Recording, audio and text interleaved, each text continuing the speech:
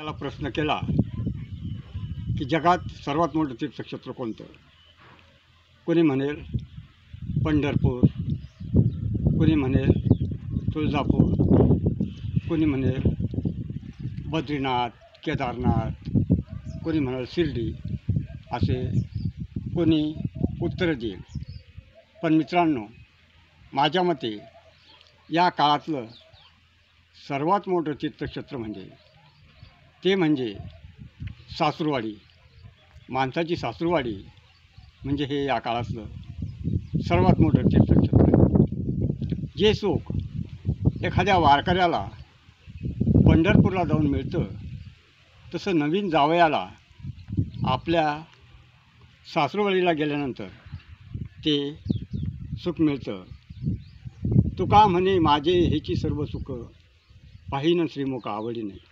अशी अवस्था नवीन जावयाला आपल्या सासूरवाडीमध्ये होत असते, पाहायला मिळत असते. कारण त्याचा सासरा म्हणजे त्याचा पांडुरंग असतो, सासू रुक्मिणी असते, साला प्रत्यक्ष पुंडलिका असतो.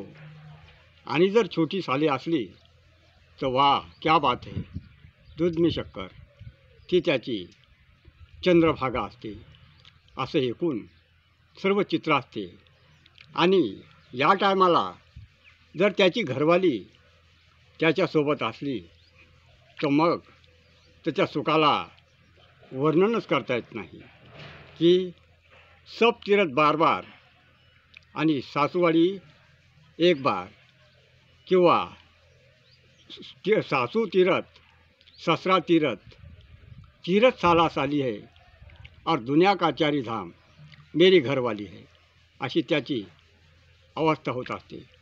पण मित्रांनो, हे सर्व काही करत असताना सासूरवाडीला जरूर जा, पण काही जुन्या नात्याचीसुद्धा आठवण ठेवा.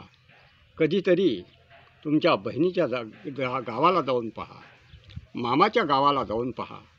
खरोखर जे प्रेम मिळेल ते बिलकुल अत्यंत मोठं असेल, त्याचं वर्णन करता येणार नाही असं असेल.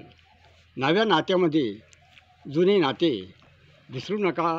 ते मूळ नाते आहेत, त्यांचं प्रेम अवर्णनीय आहे.